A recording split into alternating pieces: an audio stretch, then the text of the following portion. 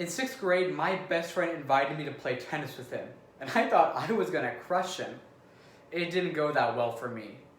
He invited me another time, and again, I lost super badly. But every time he asked, I kept on going. And even though I lost every time, I saw myself getting better and better. This leads us back to today's quotation.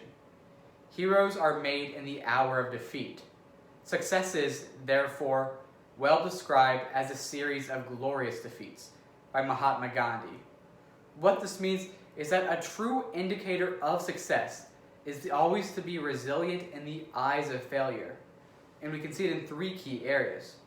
First, we'll take a look at perseverance. Then, we'll take a look at how to overcome boundaries and limitations. And lastly, we'll take a look at how to never go down without a fight. First though, we must discuss how to always be perseverant no matter what we do. And through this, we can look at the story of Japanese businessman Soichiro Honda. In the 1940s, Soichiro Honda was a factory man. However, all 3 of his factories were blown up in World War II during air raids. Most people at this point, after losing 3 factories, would probably say, I shouldn't go back into factory making business. However, Soichiro Honda was perseverant. And luckily for him, at his 4th factory, he created the idea for the motorcycle. And he launched the Honda Corporation, one of the biggest auto manufacturing companies in the world today. All because he did not give up in the eyes of failure. This is something we all must learn how to do. We might fail a lot in our life, but the most important thing for us to do is to always get back up. As that's a true sign that we will be successful later in life. If we ever go through failure, we must not easily give away. Instead, look at what we can do to fix this and do better the next time. Second though, we must take a look at how we must overcome boundaries and limitations. And through this, we can look at the story of Congresswoman Shirley Chisholm. Shirley Chisholm was an African-American woman born in Brooklyn in the 1920s, during a period of rampant discrimination and sexism. In her early career, she started working for multiple women's groups in the Brooklyn area. However, when a United States Congress seat opened up in 1968, she decided to run. But most of her friends and colleagues told her that that would never happen. No way a woman, and therefore an African American woman, would ever win a United States Congress seat. And most of her opponents did not take her seriously at all. However, by speaking directly to the people and promising that she would be the one to break all the boundaries for African American and women, she actually won this Congress race in a landslide. And even though in 1972, she ran for president and lost, she broke boundaries for candidates in the future, such as President Barack Obama, United States First Lady Hillary Clinton, and our current Vice President Kamala Harris.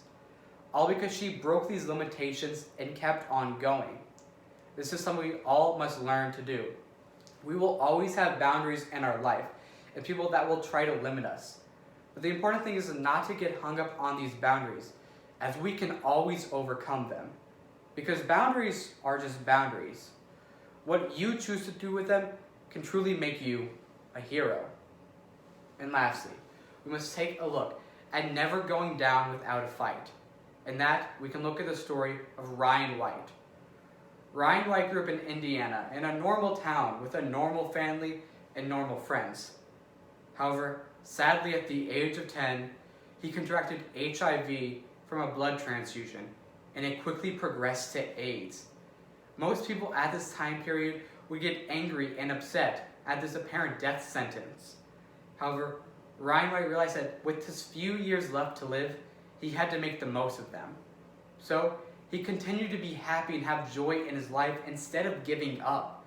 And he decided to start the Ryan White Foundation to end AIDS, which gives millions and millions of dollars to programs that help solve AIDS around the country.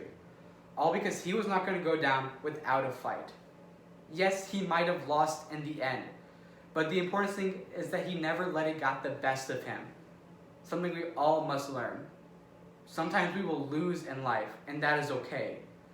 What is important is that we keep on trying, no matter what. looking back at today's quotation, heroes are made in the hour of defeat. Success is, therefore, well described as a series of glorious defeats by Mahatma Gandhi. What this means is to be the true indicator of being successful is to always be resilient and bounce back from failure.